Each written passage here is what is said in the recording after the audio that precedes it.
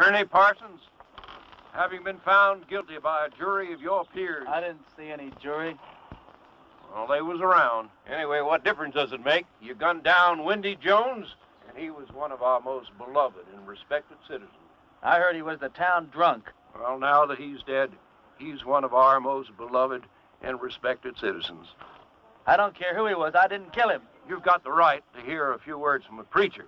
Unfortunately, our preacher's out of town, but luckily, we got Farley Millard here, and he's a feed and grain salesman, and he owns a Bible. No, thanks. Now, what does that mean? I don't want any feed and grain salesman praying over me. I don't want anyone praying over me. I don't believe in that stuff. You ready, Max? Up. You got one more inalienable right to speak a few last words, and I mean a few. We don't want one of them things where the dem takes off with a Declaration of Independence. Well, go on. Well, I'd just like to say that this is the lousiest town that I've ever been in. Well, I've met a better class folk in a San Francisco opium parlor. Drunken pool hall bum would be considered too high tone for these parts. And as for your system of justice, well... That's enough. You see what I mean? He was just one breath away from the Declaration. All right, Max. Don't do it! Don't do it! Don't do it! Don't do it! Ed Lowe's just confessed. He killed Wendy in a drunken barroom brawl about a pregnant Indian squaw. Ed claims Wendy was the father and that he was acting as the avenging angel. Wendy was going to be the father or something? That's what Ed says. All right. On time. Give him his gun.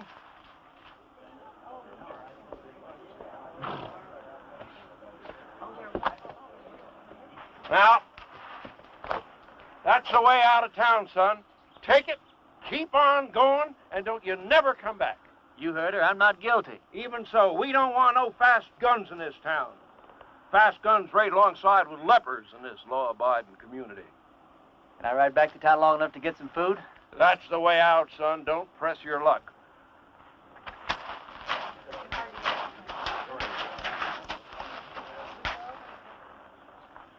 Thanks. Bye. I'm going with you. You don't have to. I'll be back. When? Whatever you do, don't leave town. Wait. Never give up hope.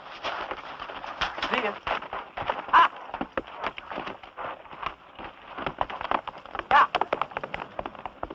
Well, if I'd have known he was going to act like that, I never would have lied for him. What? You would have never... What? I don't care. I thought he was cute. There ain't a man around here I'd have as a gift. And he took a bath every so often besides. After him!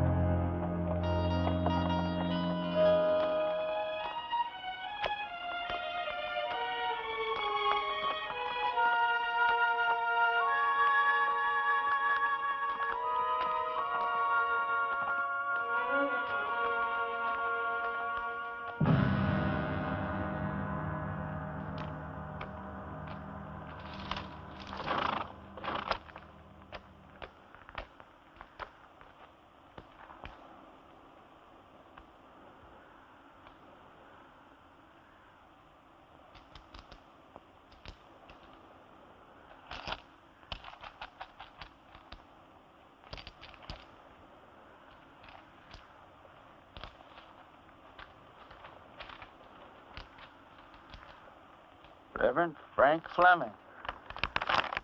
Well, pleased to know you, Frank. Dear Reverend, everybody in Castle Walk is real excited about you coming here. We ain't had a preacher here in over 3 years. When our last one left in such a hurry, he didn't even say goodbye. He was a pious man, but he had a yellow streak down his back. We're all looking forward to meeting you for the first time. We're all looking forward to meeting you for the first time? I don't know how long you'll be willing to stay, but you'll be welcome every minute of it.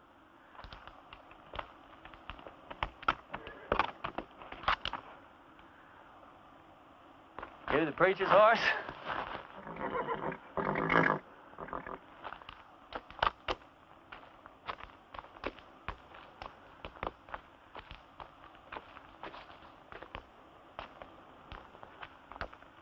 Let's see what you got, pal.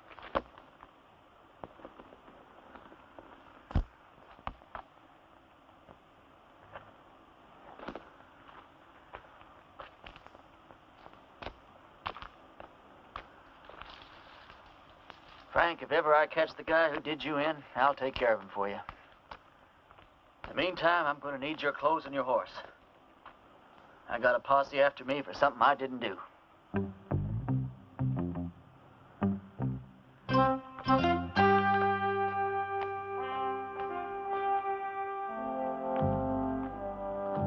I'd say a prayer for you, Frank, but coming from me, I'm afraid it's liable to do you more harm than good.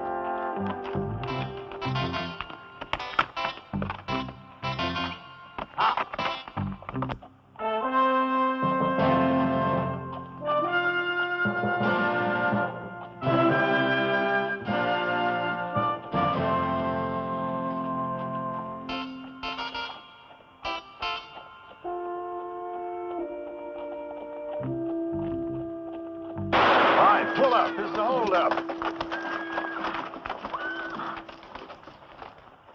Why, it's a preacher, Percy. Sorry about that there, Parson, but we're a little too far off to catch that there caller. Is there anything we can do for you, Reverend? Either you boys ever heard of a town called Castle Walk? Why, yeah, it's in Arizona. Sure ain't much of a town, though. How far is it from here? Oh, about 150 miles. It's over yonder in that direction. How's your church attendance been lately, boys? You boys see that branch over there? Yes, sir.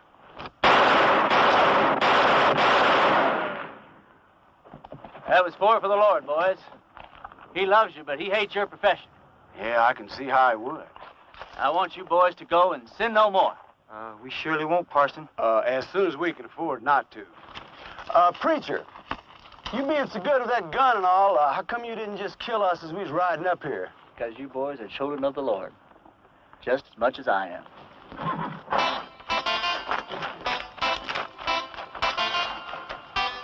Children of the Lord, huh?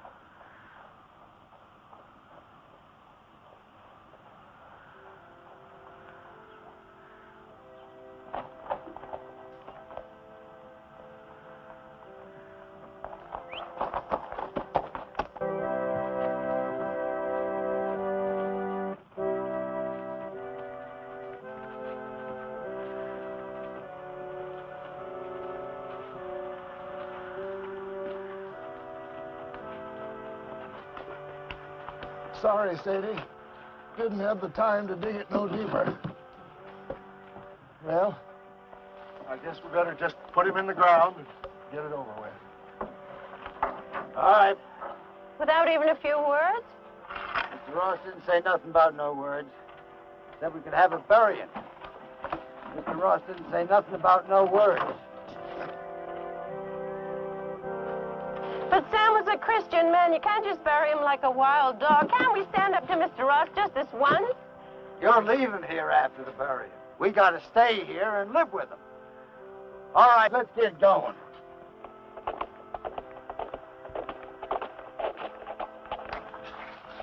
Wait a minute. Is it one of Mr. Ross' men? Looks like a preacher. Well, what do we do now? And I wrote him myself not to come.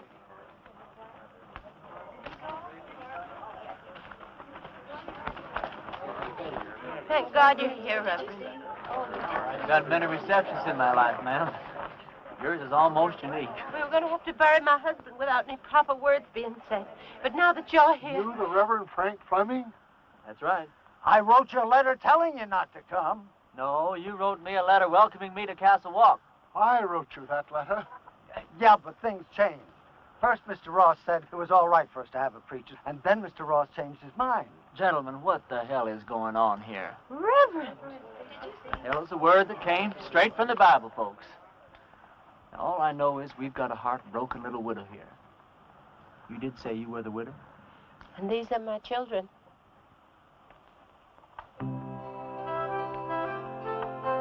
That's a child? She's 18.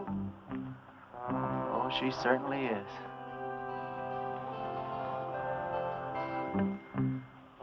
Well, first order of business as I see it is to get this poor man put decently into the ground. Oh, thank you, Reverend.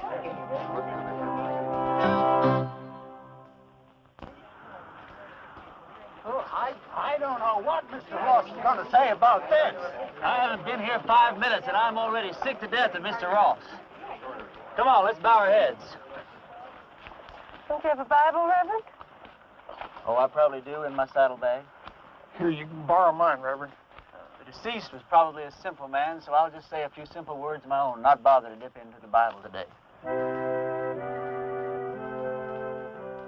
As you all know, it's ashes to ashes and dust to dust, which may not sound like the best deal in the world, but it's the only deal you're ever going to get, so you might as well learn to live with it. I didn't know the late deceased, but some of the works he left behind are mighty impressive.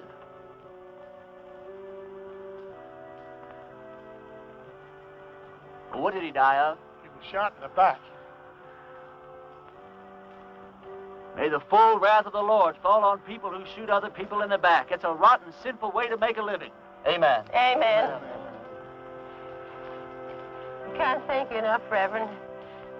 I'd like to say more, but Mr. Ross only gave us half an hour to get out of town after the funeral. You're leaving town? You taking her with you?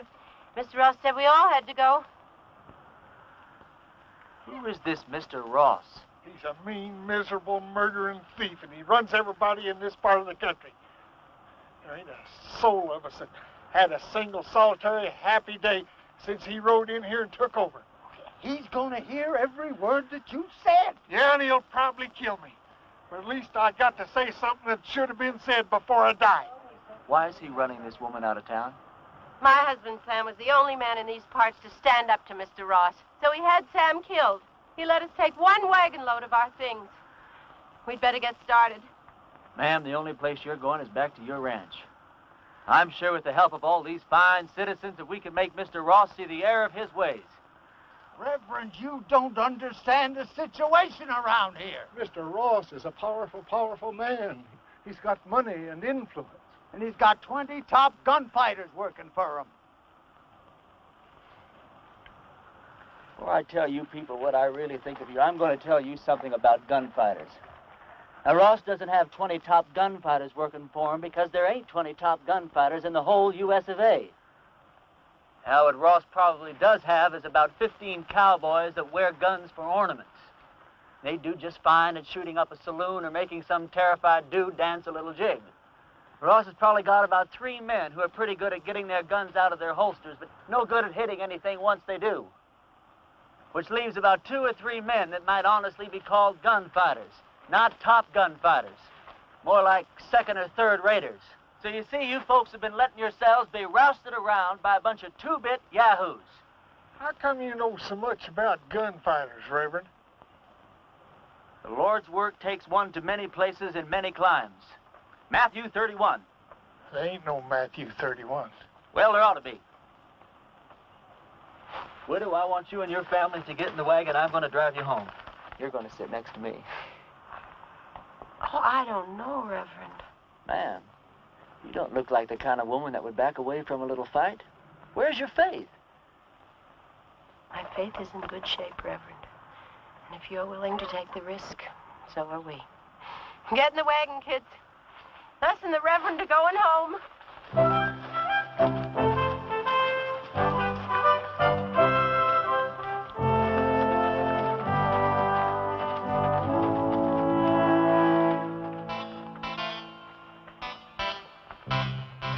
The lives of this family will be on your soul, Reverend. Oh, Reverend. Yeah. A couple of Ross's men are in town and they're pretty liquored up. That was their first mistake.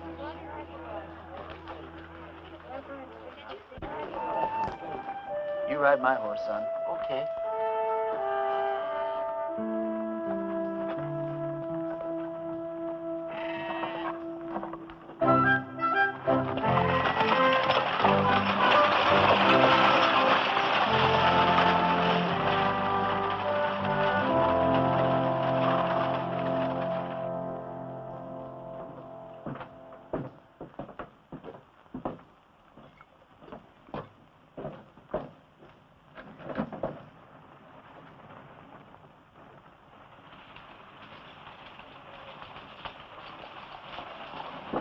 Hey, let's go have some fun.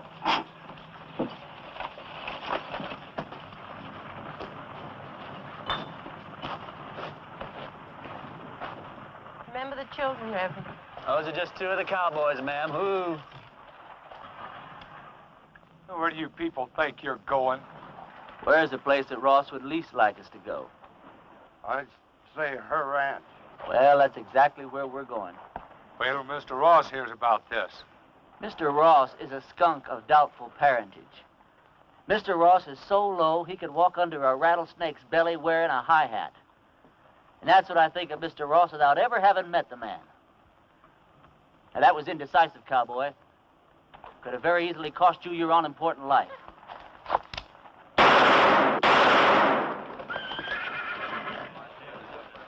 Those could have just as easily been your ears flying off your head, boys. Well, that's a terrible way for a preacher to act.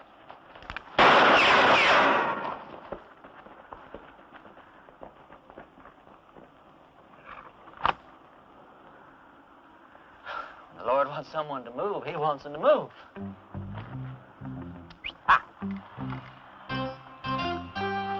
Reverend, my husband Sam would have followed you to hell and back. Don't talk about hell to a sinner, ma'am. You a sinner? Yeah, we're all sinners. We're about to be.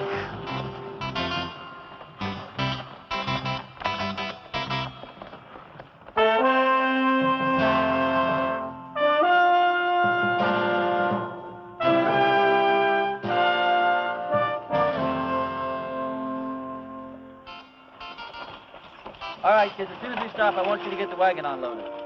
I want to get this family settled in before dark. You don't mind if I order your kids around a little, do you, ma'am? Reverend, you can do anything you want to. Reverend? Reverend? Yes, ma'am. Reverend, this hole in the back of your coat, it looks like a bullet hole. Well, that'd be my guess, ma'am. You guessed? How could a man be shot in the back and not know it? Well, I was carrying that coat over my arm when the shooting took place.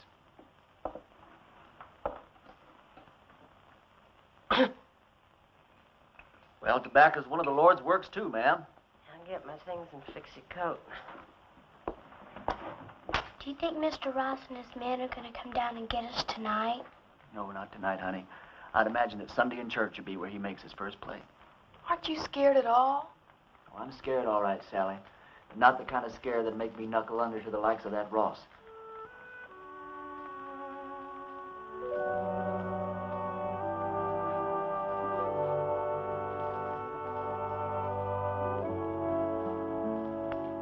thought of a text for your sermon tomorrow, Reverend? Tomorrow? Tomorrow's Sunday. I've lost all track of time the last few weeks. What do you think I ought to preach about? I thought you said the sin of cowardice. Yeah, that's not bad either. Thought you probably had some favorite passage from the Bible to illustrate your point. Oh, I do. Several of them, as a matter of fact. But what's your favorite passage from the Bible that would illustrate that point, ma'am? I think it would be Luke 12.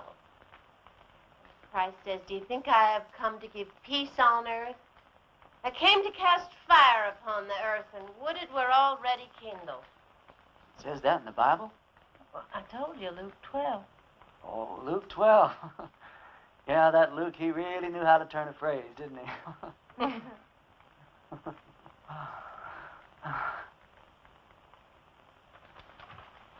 your clothes up for the services. Well, I'd appreciate that. You don't happen to have a Bible around, do you?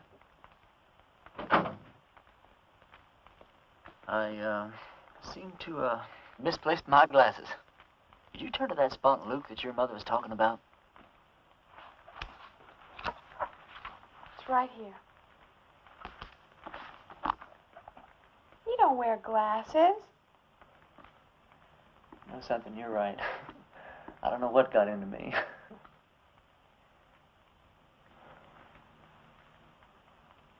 Well, good night.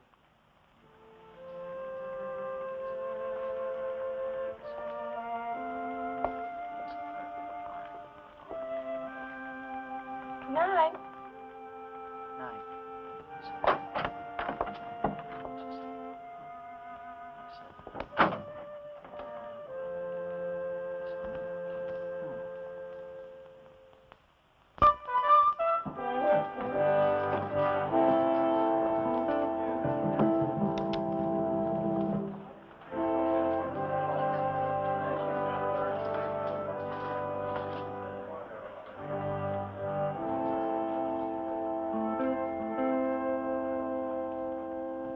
Folks, I'm going to read you from Matthew chapter 10 and verse 34, although Luke says pretty much the same thing in his 12. "Think not that I am come to send peace on earth. I came not to send peace, but a sword." Now, I don't know what that means to you, but I know what it means to me. It means that while God loves peace, when the occasion arises, He's not reluctant to use the sword. Matter of fact, when the occasion calls for it, He might become downright irritated if you don't use the sword, or the gun, or the rope, or whatever's handy.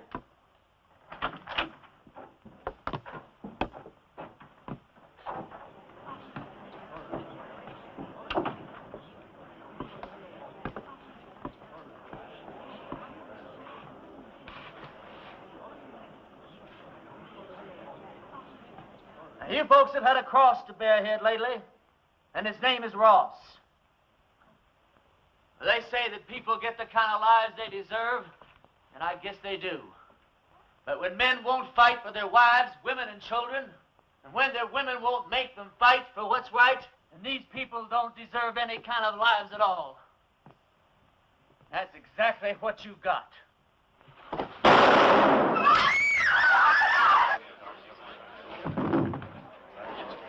Get his gun.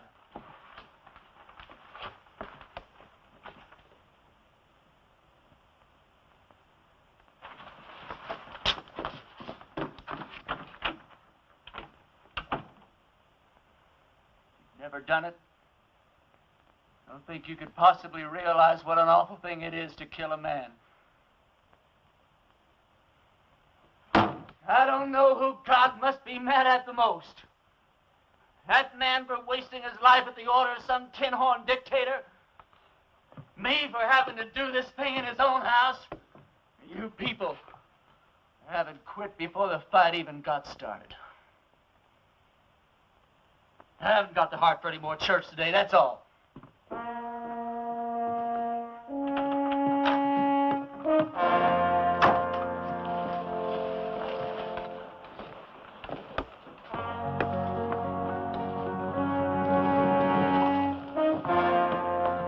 Frost, a couple of his men are outside. Take care of yourself, son. Every second.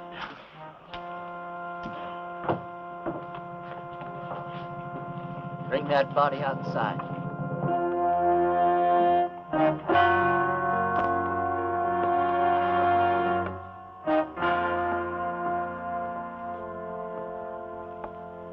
You've had a couple of fun days here, preacher. Well, I tell you, Ross, The name is Mr. Ross. The name was Mr. Ross.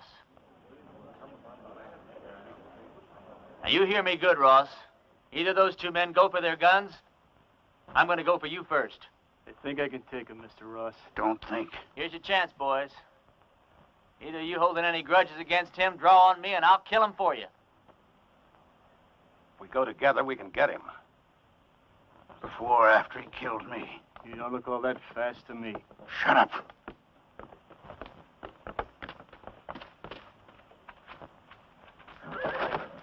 Friend of yours, Ross?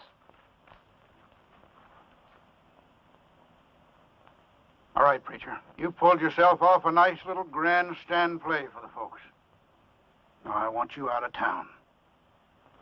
Who killed Sam Underwood, you or one of your men? I'm going to find out if I have to take the whole bunch of you to pieces. Give me the word. I'm sure I can beat him. We'll go on back to the ranch. I'll be there in a minute. You sure? Now.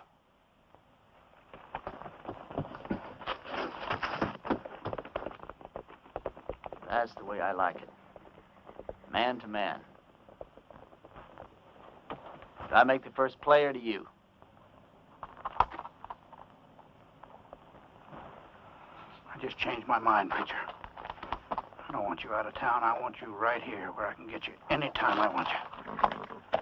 Service is next Sunday at 10 o'clock, and there's a 4-bit fine for being late.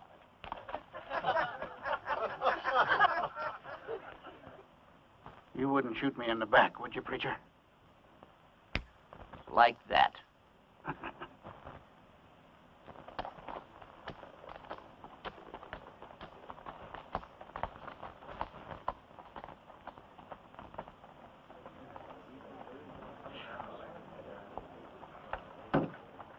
Any of you folks think your preacher doesn't deserve a drink after the events of this morning? Well, we just don't believe in the same God, that's all. Some of you boys plan him, will you? Don't you feel a little strange having a drink with your preacher on a Sunday morning? No. How come? You know, about 10 or 12 years ago, I took a trip up to Cheyenne. Come across this altercation between a 19-year-old kid and one of the top gunslingers in that part of the country at that time. This kid, he didn't want no part of the fight, but this gunny was drunk. He kept at it, and finally the kid had to go for his gun or get blasted right there in his tracks. It was plumb pitiful. How? This kid was the fastest thing I ever seen. Caught that gunny flat-footed. Why, he was dead before God got the news. I inquired around, found out this kid's name was Ernie Parson. Ernie, what are you doing here in Castle Walk dressed up in that preacher's outfit? It's a wrong guess, Billy. You know, once you've seen a top man handle himself in a gunfight, you never forget one little detail. What do you want for, anyway? Doesn't matter. I didn't do it. They'll hang me just like I did if they catch me. Did you kill Frank Fleming? Oh, of course not. Came across his body in the hills, and he was already dead. I was half starved, no place to go, so I took his clothes and horse and came here. All right. I'll ride back to the ranch, tell the widow and the kids goodbye, and then I'll move on. Why leave? You're the answer to our prayers, Ernie. No, I'm not, Billy. Don't let these clothes fool you. God moves in mysterious ways, boy. Not that mysterious. Look, Billy, what I'd like to know is if I do stick around here, how much help can I count on from these God-fearing people? Almost none. Almost none? None.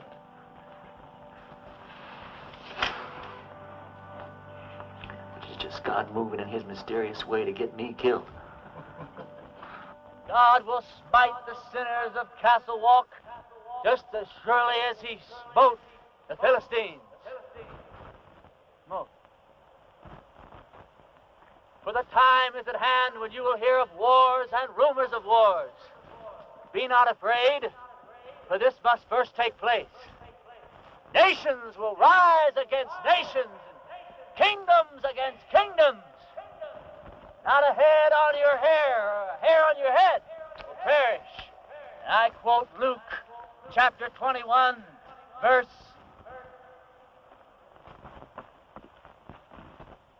Luke chapter 21 and verse 23.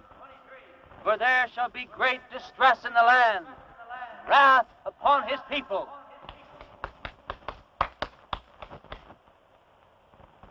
I brought you some lunch. I didn't know preachers had to practice. Well, it's either that or watch the collections fall off. Huh?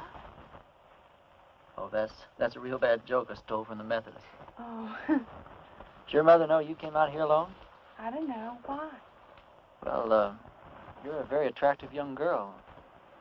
Almost too young, as a matter of fact. Most of the girls around here are married by the time they're 13 or 14. 13, huh? Well, I'll have to look into that. Why? They're the lucky ones. Even if they don't get a trip to Phoenix out of it. Is that the price of marriage around here, a trip to Phoenix? No, but it sure doesn't hurt. Look, do I have to keep on calling you Reverend? Oh, no, call me Ernie. Ernie? My full name's Frank Ernest Fleming. All my good friends, they call me Ernie. Is there anything in your faith against marriage? No, not in my faith.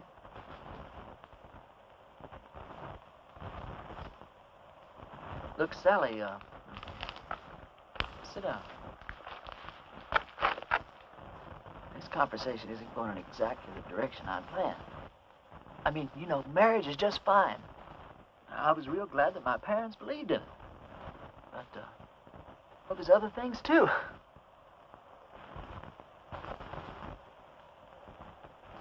You don't know what I'm talking about, do you? I know what you're talking about. Let's see. What's the matter? Oh, it's these clothes and this collar. It's just, I'm not going to get anywhere dressed like this. I don't see that it makes much difference. You would if you were dressed like a nun. It's just the wrong outfit for what I had in mind.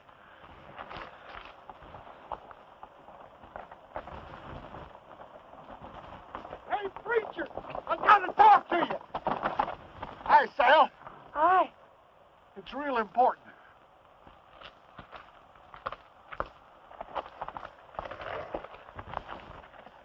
You know a gunfighter named Jake McCoy?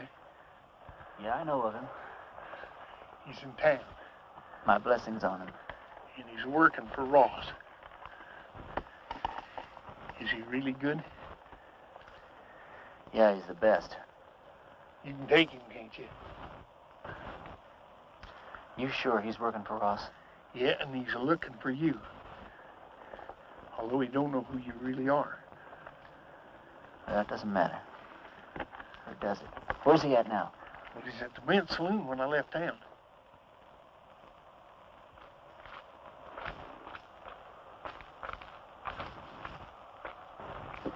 You're going to have to ride back to the ranch alone.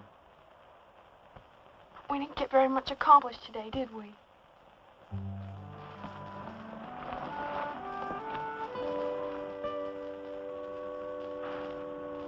Can't you just feel the ice breaking all around us?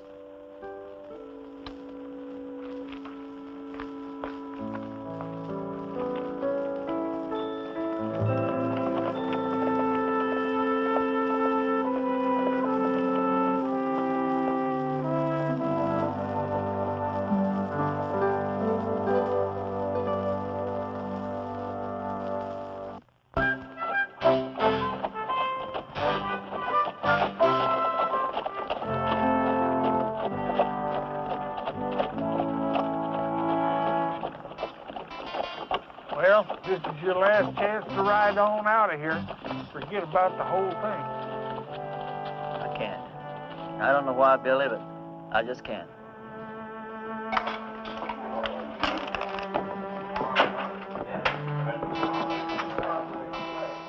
him will be under the table. He's already spotted you.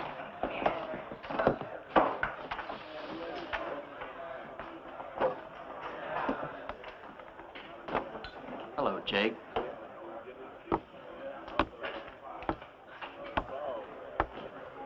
I was just about to go looking for you.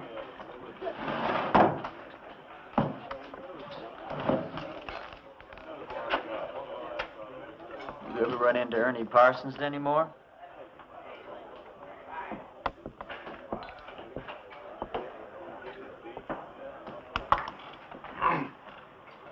I've never run into Ernie Parsons. Any time, any place at all, ever.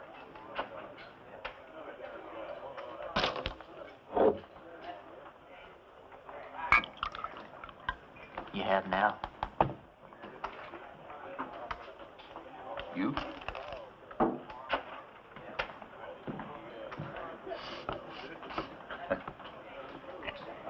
You going to the church?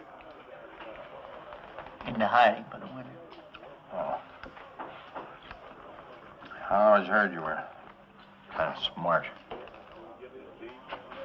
I never heard that about you.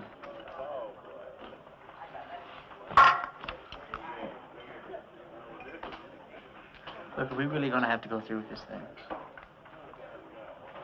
I got $1,000 in my pocket. And the girl waiting for me in Boulder City says I gotta go through with it. You all that sure you can beat me? You all that sure I can't? Anything I hate is a stupid, senseless fight. Come on.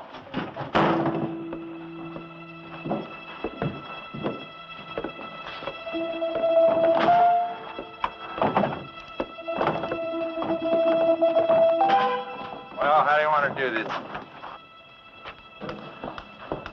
Billy, when we get in position, flip a coin. When it hits the ground, we go for our guns, all right? All right. Jake, one of us is going to die, and it's not going to prove a thing. Sure it is, Ernie. It's going to prove which one of us is a fool to call himself a gunfighter.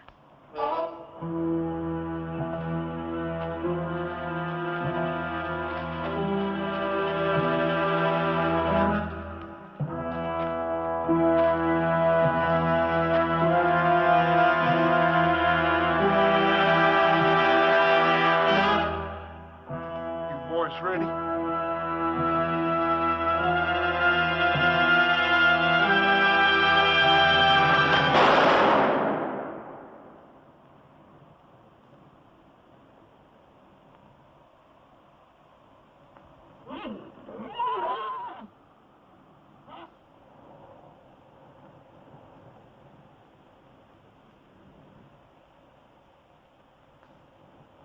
Are you hit?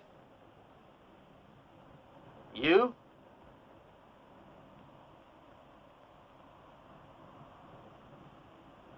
Did you ever miss from this distance before? Never. Me neither. Want to try again? No. No, I think somebody's trying to tell us something. You put your gun away. I'm going to get on my horse and get out of this place.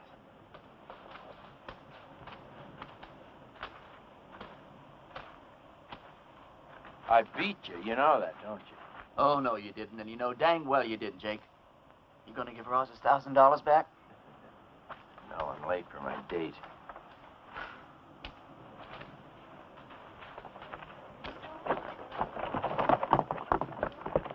You folks see those bullets hit?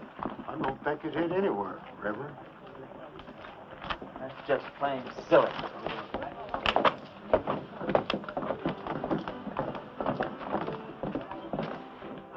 $1.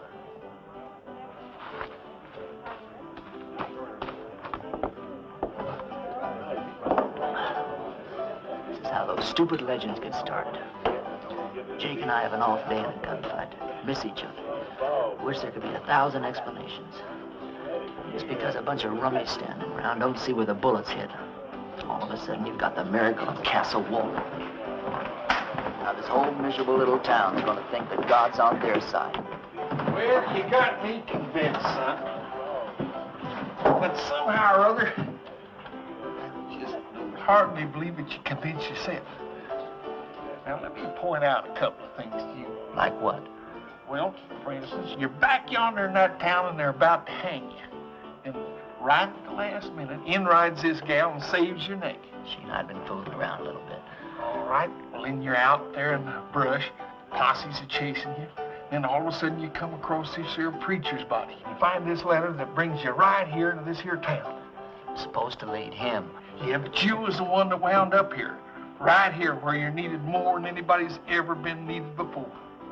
Now, do all this make you want to stop and think just a little bit more? No. I don't want to talk about it.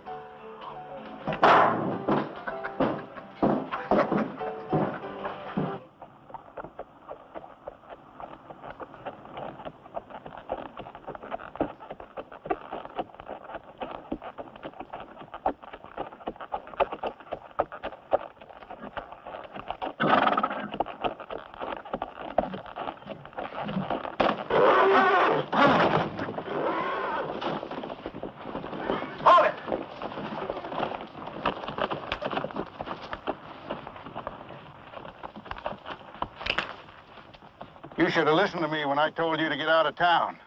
You shouldn't have backed out in front of me the other morning either.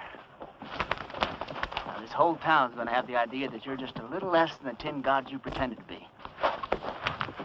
Just tell me one thing. What really happened between you and Jake McCoy? I chased that bum out of town. And he's not gonna give you your $1,000 back either. He said to tell you that's the price he charges for shaking hands with scum like you. Get on with it. Prayer man, you drop that rope real slow.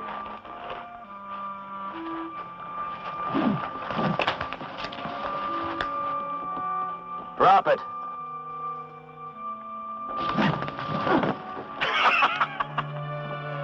You ain't getting out of town fast enough, preacher.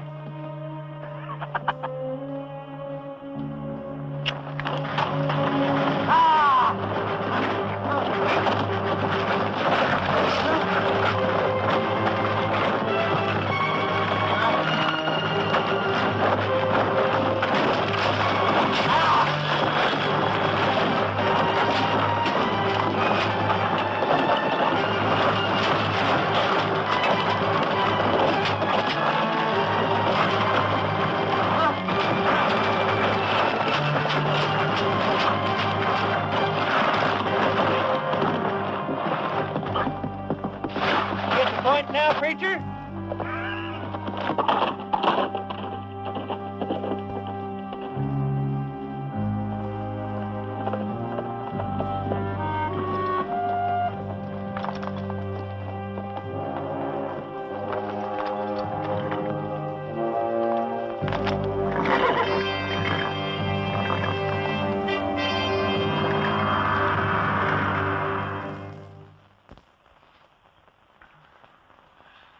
Bunkhouse of our ranch.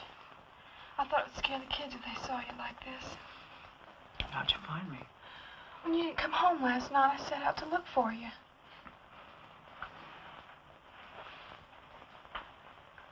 You stripped me down?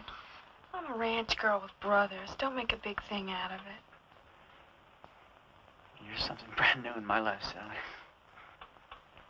Are you strong enough to get up and get dressed and get out of here? Doesn't matter whether I am or not, I've got to do it. You turn your back, Sal. I'm not as advanced in my thinking as you are. Will I ever see you again? Sure, why not? I'm not going far. Well, you have to. When they don't get your body, Mr. Ross will never stop until they find you. Yeah, this is the first place he'll look. I want you and the kids to go out and dig a grave. Put some kind of a marker on it with my name. Tell Ross you found my body and buried it in the hills. Can I turn around now? Sure. Sally, I don't want anyone to know that I'm alive. I want it to come as a horrible shock to Ross. I want to start giving him trouble in ways he never dreamed of. I'm gonna need plenty of food, water, and ammunition. I'll get you everything you need. Where will you go? I'll hide out in the hills for a while.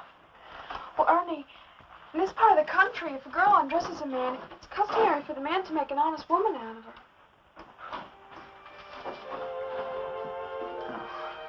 I'm sure that's true in every part of the country.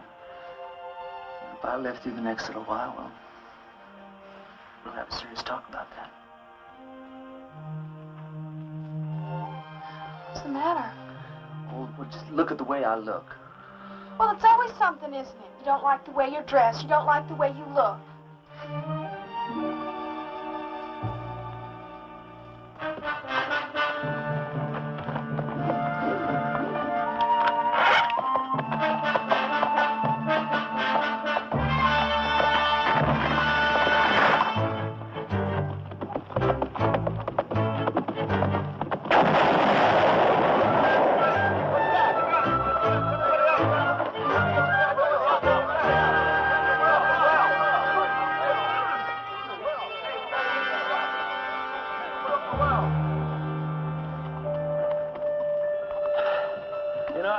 There's a bunch of outlaws operating up in these hills.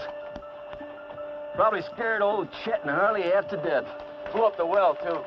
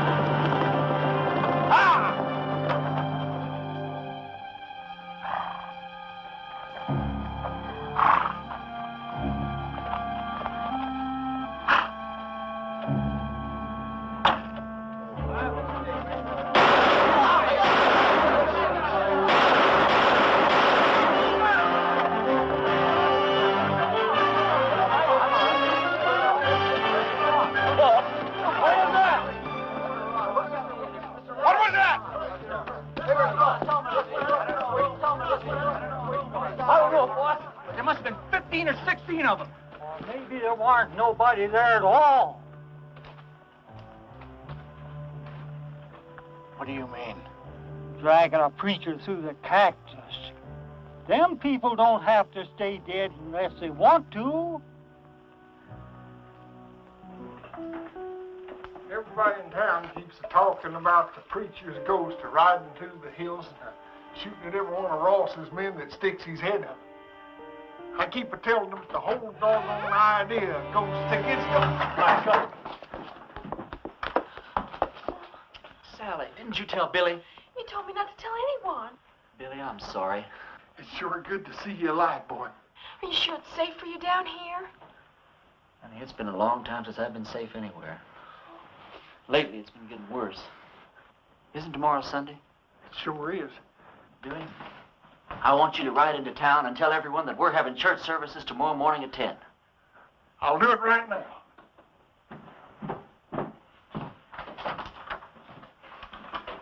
Sally told you our plans, ma'am? Yeah. You have any objections? No. Ma'am, has it occurred to you that, well, Sally's liable to end up one of the youngest widows in these parts? Mary Mert's only 14 and she's been a widow 2 years. Besides Mary Mert. No, Grace Dorothy only been married a week and a half when her husband fell down a mine shaft. You know how old she is. Sally, could we take a walk outside?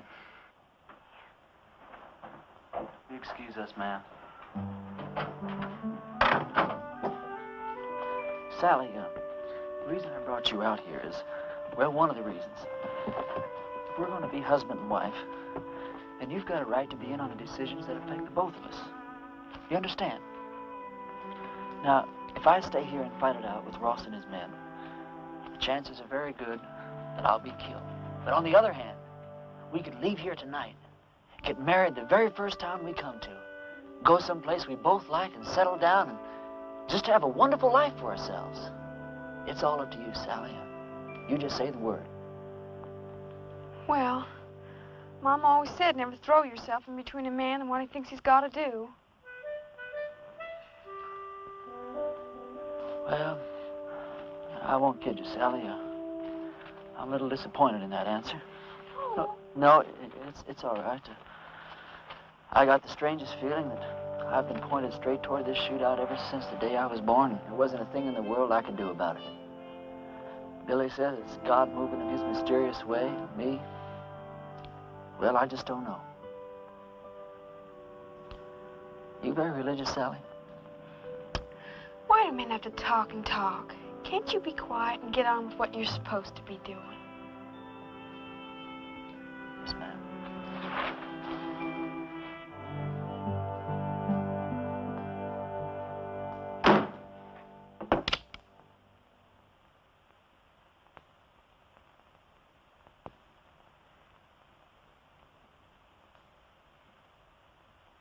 Folks, I'm here today as your preacher and as God's representative.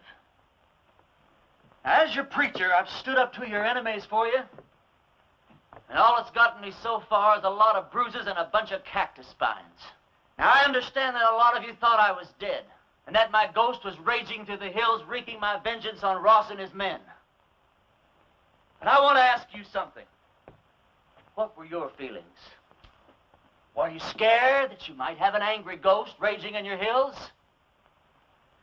Or were you ashamed because not a single one of you came out to see if I was alive or if I might not need some help? Well, I'm warning you people. While you're sitting around waiting for God and me to do your work for you, God just might have some plans of his own. Maybe he's not as angry at Ross as he is at you.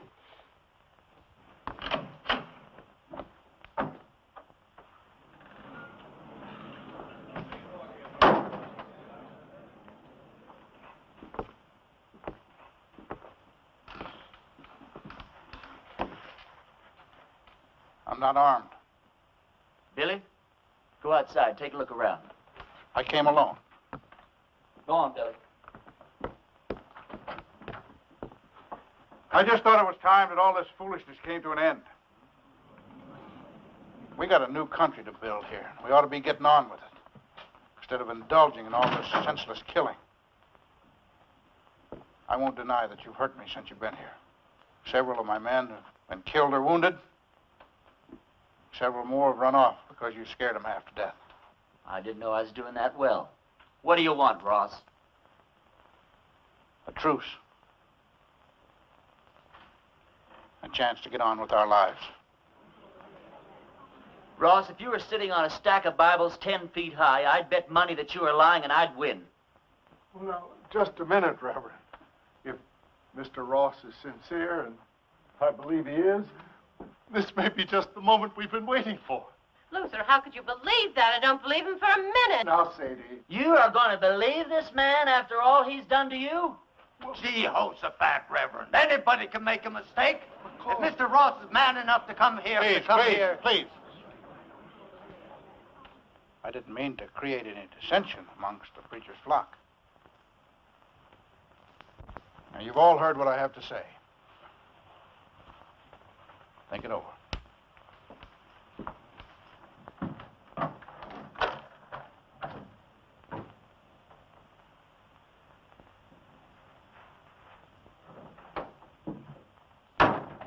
Well, I think we ought to accept the proposition. Well, I think you're right.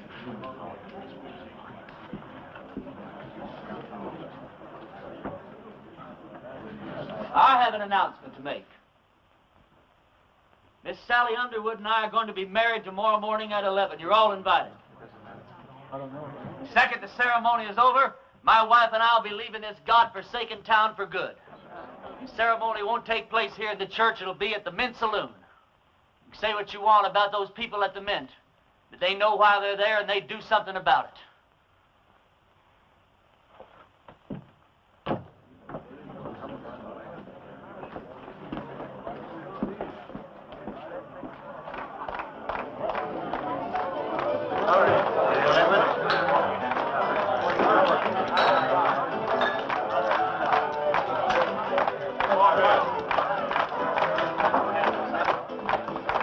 Sally.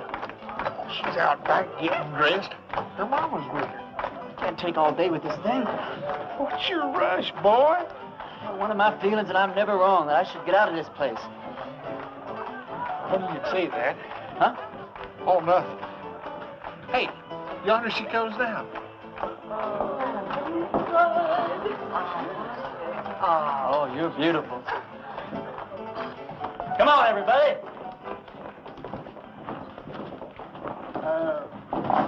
Don't you get the feeling that maybe something's missing here? I mean, who's going to perform the ceremony?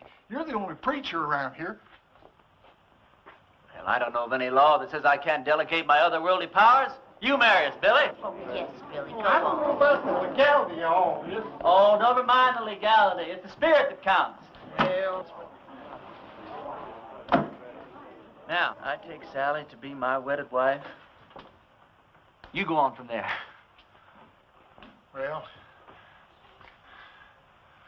dearly beloveds, we are gathered here today to unite this couple in holy. What's that? Reverend, you were right. Ross and his men have bypassed the town, and they're circling around, and they're coming in that way. Oh, he's let us down again. Hold it down, hold it down. How many men? I counted 14, including Ross. How long before they get here? Not more than 5 minutes.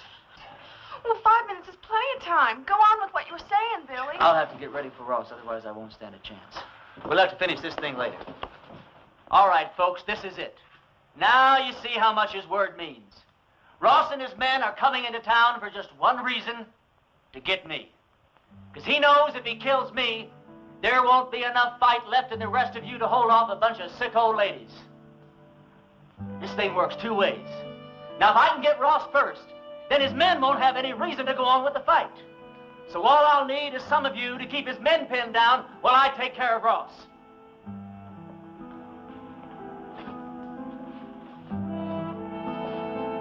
But the women and the children. You don't even have to come out in the open. You can shoot from the windows or from the roofs.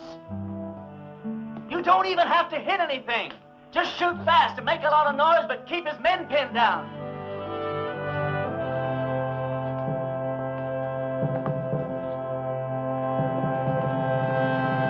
Can't believe it, Reverend, I'm with you. Give Ma and me a couple of rifles.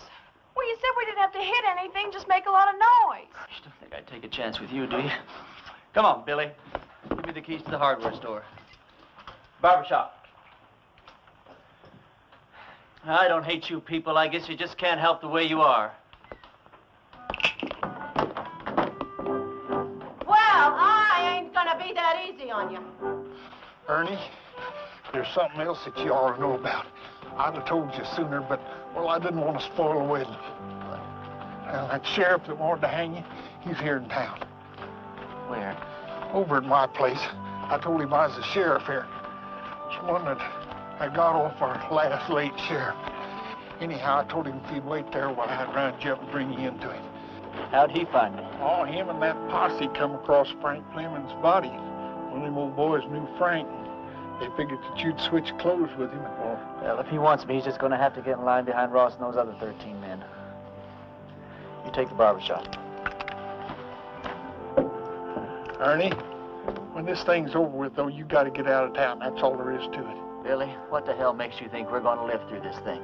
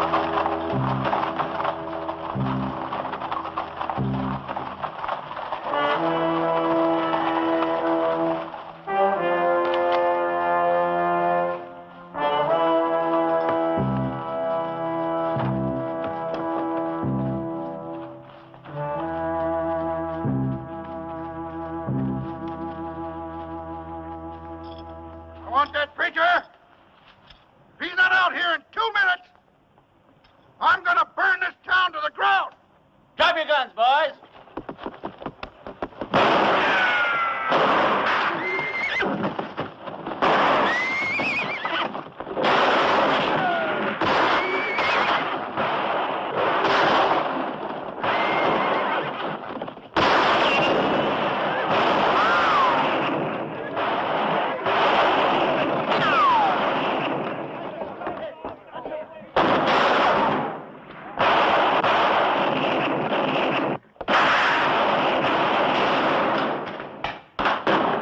Preacher.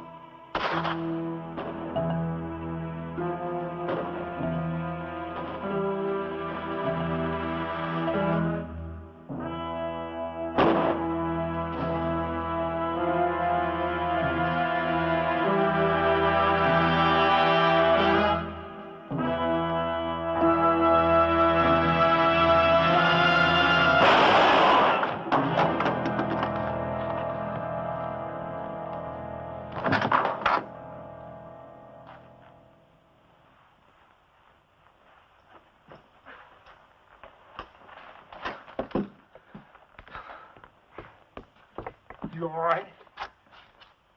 Barely. Listen, all you Ross's men. Ross is dead. And anyone who keeps on fighting is going to have to stand trial. How do we know he's dead? Because I'm alive. All right. You heard the man. The sheriff's gonna be down here to find out what this is all about. Yeah, I know. Billy, get my horse and meet me out back, huh?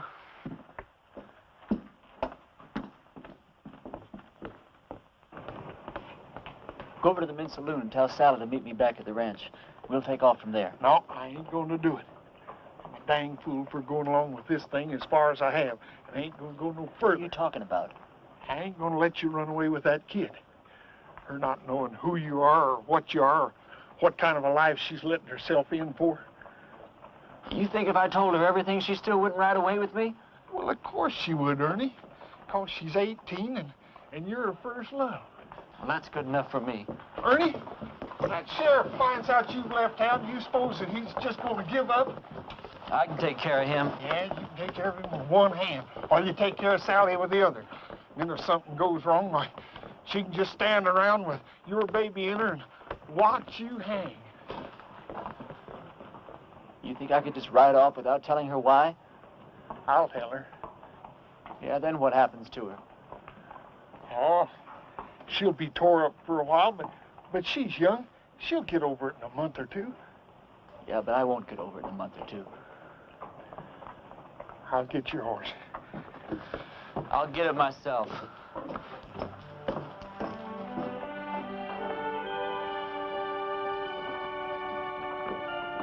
Ernie, This town owes you a whole lot, but it don't owe you salary. Can't make any promises.